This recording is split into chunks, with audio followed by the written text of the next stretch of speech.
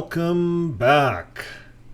So today we have the video that Watchtower made the YouTubers take down, a lot of the creators in the US, or some of them. Some of them YouTube didn't make them take it down. So we're up in here in Canada, we're reading the rules for Canada, and it's a bit different from the US. So we're going to run this video through up here. I had run some of the other ones, but I guess this one was controversial. And when I was just thumbing through the video quickly, to me, they were just wanting more money. He starts off talking about tithing. Well, tithing, is 10%. The Mormons are getting 10%. And by the way, the Mormons kind of run the same kind of organization. They have 9 governing body members. Jehovah's Witnesses have 9 governing body members. Mormons have a movie studio. They make Jesus movies and stuff. Now Jehovah's Witnesses are getting into the movie business. So they're going to need more money. They have lawsuit after lawsuit hitting them. They're tackling Norway. I said this in my last video. We're going to make a video on that. But they're going after Norway for money. They're suing them. And it's going to go to court here in January because they lost their religious status in Norway. So it's costing them money. Every year, if you have religious status, you get millions of dollars from governments, just free money. So we as citizens are saying no more. No more. These are cults. Why are we giving free money to cults? Why are we calling them charity? They don't help people. They do not help orphanages. And that's what the Bible says. A true religion will help orphans and widows. Jehovah's Witnesses don't do that. Seventh-day Adventists have hospitals. I believe Mormons I don't know about the Mormons. Anyways, I do know about Jehovah's Witnesses because I was one for 30 years. So I'm an ex-Jehovah's Witness now. I'm working online, and this is what we're doing. We're bringing to light some of the destructive things that this sect, that this cult does and breaks up many families. But anyways, let's watch this video. Let's watch Samuel Hurd talk about love for Jehovah in modern times and how they can suck more money out of people. That's what this is about. Okay, we're ready to go on the video. I'm going to duck behind the scene here, and I'll come in if I have to. But we'll try to watch it all as 20 minutes. And let's try to look for why they didn't want this on air. They're saying that they want to be the first ones in copyright issues, but they pumped this out to 111,000 people already. So what do they think? What do they expect? Okay, so here we go.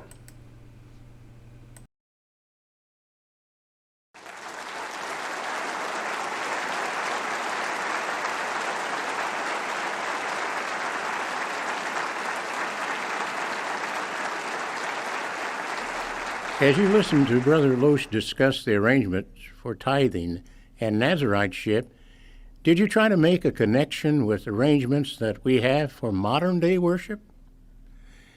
Maybe you were wondering, what corresponds to tithing today?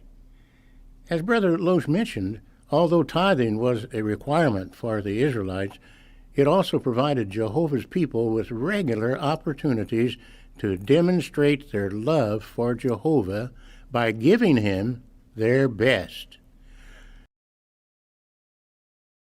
So I just have to get in here. I couldn't help it. But when I see him going on, it's almost like I wish we were tithing. I wish we were the Mormons. I wish we were the Jews where you had to give 10%. And they want 10% of your gross. I don't know. There's some paperwork Mormons get you to sign. It's pretty serious business as tithing. So these guys are saying, well, even though it's voluntary, we don't put an amount on it.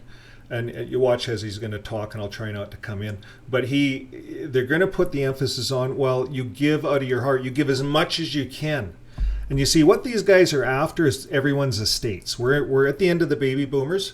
There's more people dying right now than any other period of time in history. And just like Samuel Hurd, he's running the end of his course, but they are cashing in. They're cashing in on people's estates. It's no more about 10%.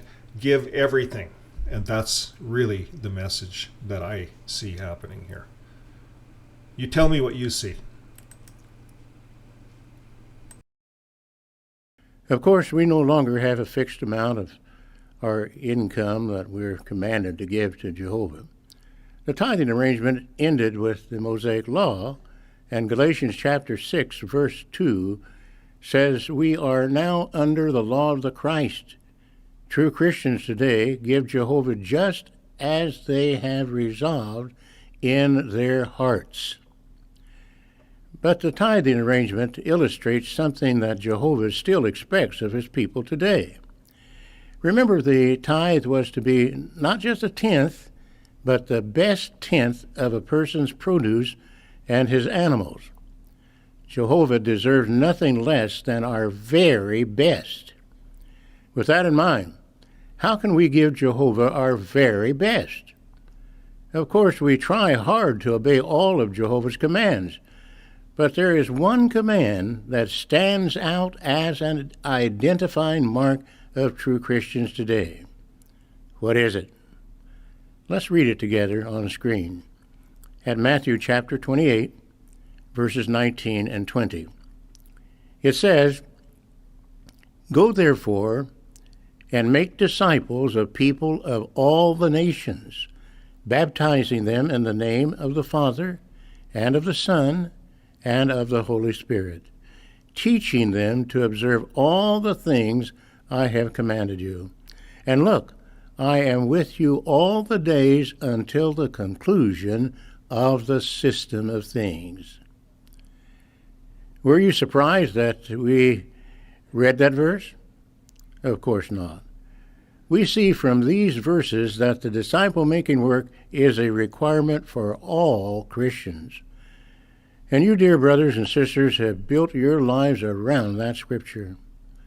You have given and continue to give your very best to obey this life-saving command, and we commend you for that.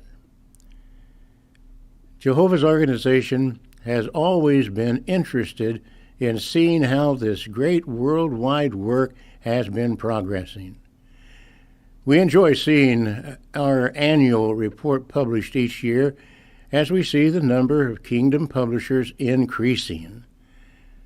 The worldwide report helps the governing body to see where to send missionaries, special pioneers, and pioneers. Let's watch a video that highlights how Jehovah's people have taken this commission seriously over the years. When did we begin reporting field service activity?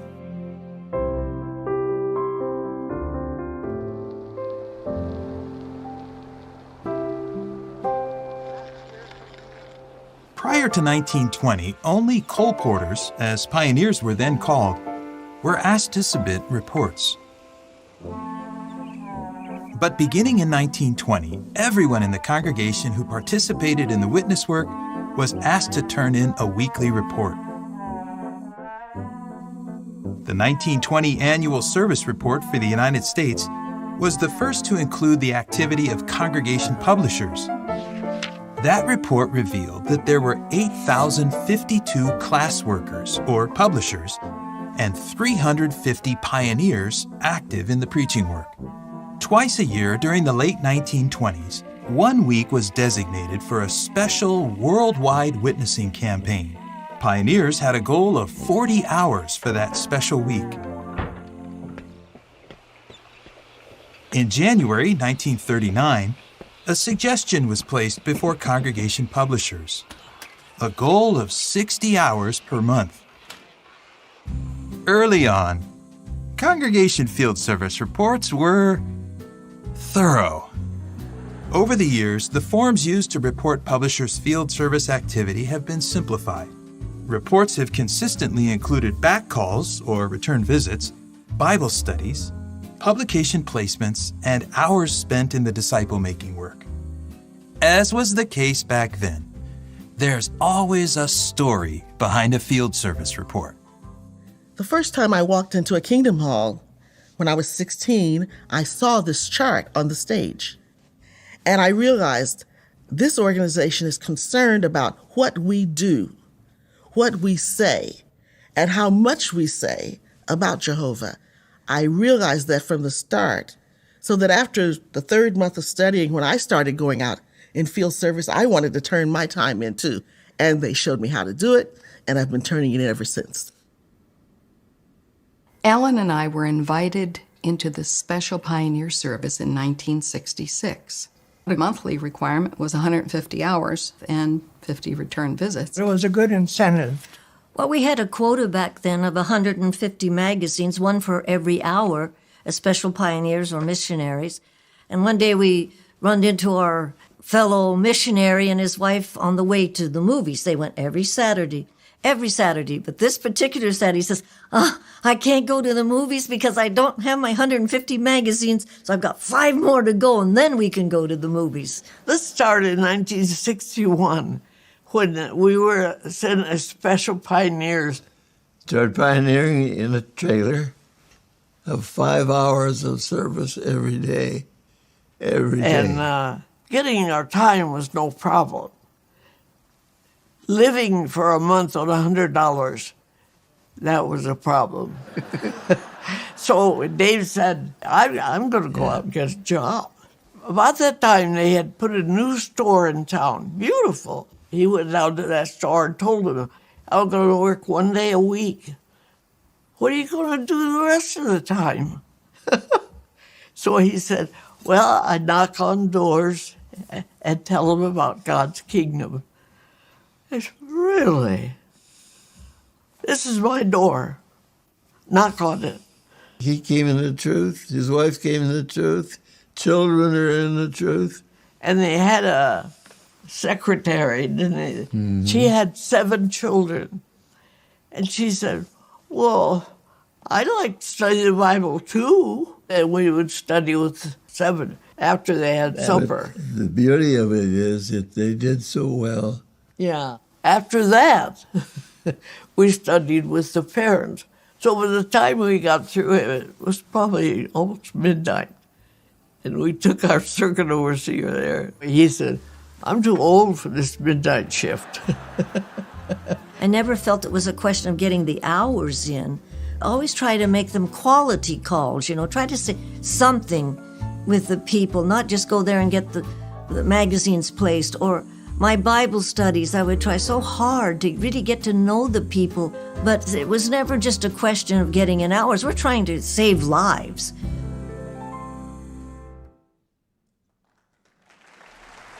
Isn't that wonderful to hear from those dear faithful ones? And Brother Butel is now 100 years of age, and Sister Butel is 98. What a good start on living forever. As we've seen, the arrangement for reporting our field activity has served a valuable purpose for many years. However, as Brother Frigo mentioned in the opening talk of this symposium, Jehovah's people are motivated to praise Jehovah because of our great love for him. Sharing in the ministry also reflects our sincere love for our neighbors and our love for the good news. So we engage in our ministry not because we fill out a report each month. We might say that our ministry is our personal gift to Jehovah and to our neighbors. But Jehovah is realistic. He knows that many of our brothers and sisters are limited by circumstances such as advancing age or serious health issues. Others cope with the rising cost of living, civil strife, war, or opposition to our work. The recent COVID-19 pandemic greatly limited what many of us were able to do in the ministry. Some who have preached faithfully for decades may be embarrassed to report little time in the ministry. If that is true of you, should you feel that you have failed in some way? Not at all. Note the principle at 2 Corinthians chapter 8, verse 12. For if the readiness is there first, it is especially acceptable according to what a person has, not according to what a person does not have. If we're giving Jehovah our best, he wants us to rejoice in what we do, not to feel guilty about what we cannot do. The scriptures associate sacrifices to Jehovah with joy. For example, Nehemiah chapter 12, verse 43 says, "On that day they offered great sacrifices and rejoiced, for the true God made them rejoice with great joy." Can you imagine Jehovah judging an Israelite unfaithful because his tenth was less than another person's tenth? Of course not. Everyone's circumstances and abilities are different. Brother Loesch explained that although tithing was a requirement in ancient Israel, Jehovah did not require others to monitor or keep track of each person's tithe. Tithing was entirely between the individual Israelite and Jehovah. The governing body believes this same principle can be applied when it comes to reporting our time spent in the ministry. Our ministry involves much more than counting time. For this reason, we are pleased to announce that beginning November the 1st, 2023, congregation publishers will no longer be asked to report the amount of time they spend in the ministry, nor will publishers be asked to report their placements, the videos they show, or their return visits. Instead, the field service report will simply have a box that will allow each publisher to indicate that he or she shared in any form of the ministry during the month. There will be one more box where publishers report the number of different Bible studies they conduct. This simplified report serves a valuable purpose. It will allow us to know the number of active publishers in each land. It will also help us to know whether certain territories are producing Bible studies and where there is a greater need for pioneers, special pioneers, missionaries, and kingdom halls. Although publishers will no longer report their time in the ministry, we all want to follow faithfully the words of Colossians chapter 3, verses 23 and 24. Whatever you're doing, work at it whole souled as for Jehovah, and not for men. For you know that it is from Jehovah you will receive the inheritance as a reward. Slave for the Master, Christ.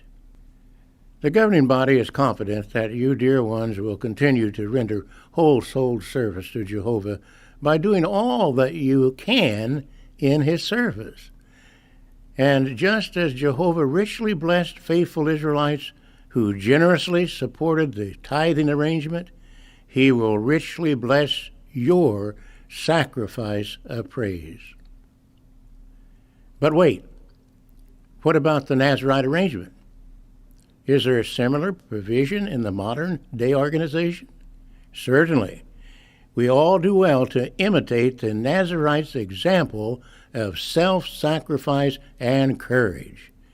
However, as Brother Loesch explained, the Nazirites had to meet certain requirements that were not expected of Israelites in general. The same is true of modern-day pioneers. They have volunteered to devote a certain number of hours to spend in the ministry. Thus, auxiliary and regular pioneers, special pioneers, missionaries, and circuit overseers and their wives will continue to report the number of hours they spend in the ministry, along with the number of different Bible studies they conduct. As you know, the governing body recently reduced the hour requirements for auxiliary pioneers, regular pioneers, special pioneers, field missionaries, and circuit overseers and their wives. It gave us great joy to do that, and we are convinced that as a result, even more will be able to join the ranks of the pioneers. Why are we so confident of that? Because of what it says at Psalm 110, verse 3. Your people will offer themselves willingly on the day of your military force. I had to cut in here. Your people will offer themselves willingly on the day of your military force. Again, Old Testament scripture. Old Testament is like being in the military. It's war. Jehovah is a war god, and they're always at war. So the military. So you think of that as Jehovah's Witnesses, ex-Jehovah's Witnesses coming out. You're in this military all your life. You know, in the Mormon religion, they sign up, they get a little elder's card, and the young, you know, when the young people are just growing up, they go to a school, and they only do 2 years. They do what they call a mission, and they go somewhere else. They don't do it in their own backyard. So that's kind of an interesting method, but the Jehovah's Witnesses are still making their pioneers do this for life. And it's like being in the military force. So a lot of us come out with what we call PTSD-C, a complex version of it, because we can't stay still. We can't stay still and find out the reality of the life that we're living, because we're always in the military. We're always fighting.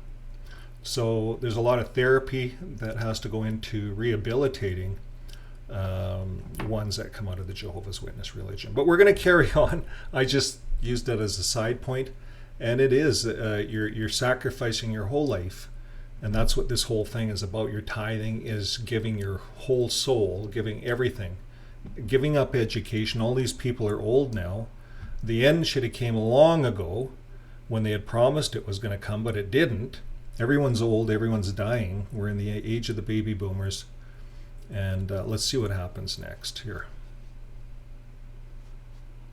Willingly on the day of your military force. Yes, Jehovah promises that his people, and young ones in particular, would reach out to do more in this time of the end. Many pioneers eventually attend the school for kingdom evangelizers. They become special pioneers, field missionaries, and even circuit overseers with their wives. We thank Jehovah for those who reach out to serve as pioneers. But let's think for a moment what this adjustment will mean for all of us. Isn't it true that reporting our field service activity each month has served as a reminder? Our monthly report reminded us to be regular in the ministry, to use our various publications and videos, and to make return visits. But what about now? Will we still be conscientious about having an active share in the ministry each month? Remember that with the tithing arrangement, each individual was responsible to give their full tithe to Jehovah. Likewise, each of us will want to set personal goals to make sure we have a zealous share in the ministry. Love for Jehovah will move us to have a schedule to make sure the ministry continues to take priority in our lives. What will these adjustments in reporting our ministry mean for you elders and circuit overseers? It will be even more important that you brothers be discerning shepherds. You will have to know the flock well. For example, evaluating a congregation's spiritual health or a brother's qualifications to serve as an elder or ministerial servant will not simply be a matter of computing averages, time spent in the ministry, literature placements, and so forth. No, you will have to know the brothers. what is their attitude toward the ministry? Are they zealous for pure worship? What is their reputation in regard to the ministry? Do they take advantage of opportunities to give a witness? Do they help others to do so, including the members of their family? As we have discussed, Jehovah clearly deserves our best, and we demonstrate our love for him by exerting ourselves in the ministry and in all other aspects of our worship. Scrutiny. So he just rambled on for the last little bit about scrutinizing. And they used to scrutinize, you see, with time cards. So the elders you'd hand in your time. In Canada here is about 8 hours a month was the national average. And so they expected all publishers to put about 8 hours a month in, and they do all their, a book study or an elder would just go over time cards. And that's how he would decide who's weak, who's spiritually weak. So if the time card, if you're under the average, you're spiritually weak, they're not going to qualify you for anything. And in fact, if it's 8 hours, they're going to probably want you to see you put 12 hours, 15 hours in if you want to qualify for an elder or a ministerial servant. So now that you're just checking a box, they're still scrutinizing you. They're still watching you. He talked all about that. The elders have to be more on guard, more alert. They're not going to have all these time cards to go through. They're just going to see a checkbox. And how they used to do it before is if you didn't put in time for 3 months, you became inactive. They called it inactive, and they'd send a couple of elders over and find out what's going on in your household. And they really get nosy. But it sounds like they're still going to do that. Perhaps they're making this program a lot easier for new ones to come in. They're losing so many members all over the world. And this whole time card thing that they have, it's 100 years old. It consumes a lot of paper, monitoring. Now they can just check it maybe on a tablet or something. I'm not sure. But yeah, is it streamlining? Is it about saving money? They're going broke. They don't have the money to print all that paper anymore. You know, they still have to buy the paper. So they got to pay lawyers out. So they got to save money, streamline things, but they still got to keep an eye on it. Elders got to scrutinize the flock to make sure that they qualify to be a Jehovah's Witness or something. Let's just see what happens next. I think he's just closing her down now. Jehovah loves you for that, and we love you for that. We know you will continue to manifest the Spirit expressed at Psalm 54, verse 6. It says, I will sacrifice to you willingly. I will praise your name, O Jehovah, for it is good. So we have no doubt that you will continue to give Jehovah your very best in the disciple-making work. But is there still more we can learn from the Scriptures about the way we conduct our ministry?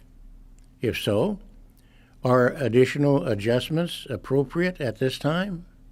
To find out, let us give our attention to Brother Mark Sanderson, a member of the governing body, who will share the final talk in this symposium entitled, Love People, Make Disciples. Well, there you have it, folks. We have the this controversial video that apparently is an issue. They didn't want it out too early. But they did say everything in there right on their website. They talked about the time where you only have to check the box. That's what it was about. This was a little bit more in depth about tithing. They tied it into tithing, giving your best. They like to use a lot of Old Testament scriptures, and that's what they did here with the tithing. So they want more. They don't want less. You don't have to count your time, but they want more. They're going to be scrutinizing you for more. And the message is changing. It's changing. We ran on a couple of broadcasts. They showed it in their monthly broadcasts. It's changing to a fear message. Remember, they sat down with the little young man at the bench there, the older man, gave the example here in Quebec when they had to give out a strong message. Well, it sounds like the message is changing. So, folks, follow through with us and subscribe if you haven't, and we'll keep you up to date on the latest, what's happening. So this was a bit fun.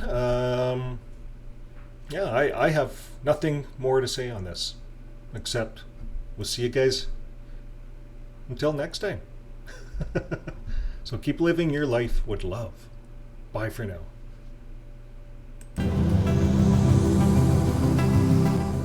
Oh, hello.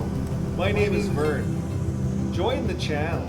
We cover JW World News, and we give you the rest of the story. Today, we're going to the Watchtower, and we have lives on Tuesday nights and Saturdays, and an excellent community. So join the channel and watch as we crash into the Watchtower. Here it is. I see it coming. Woo!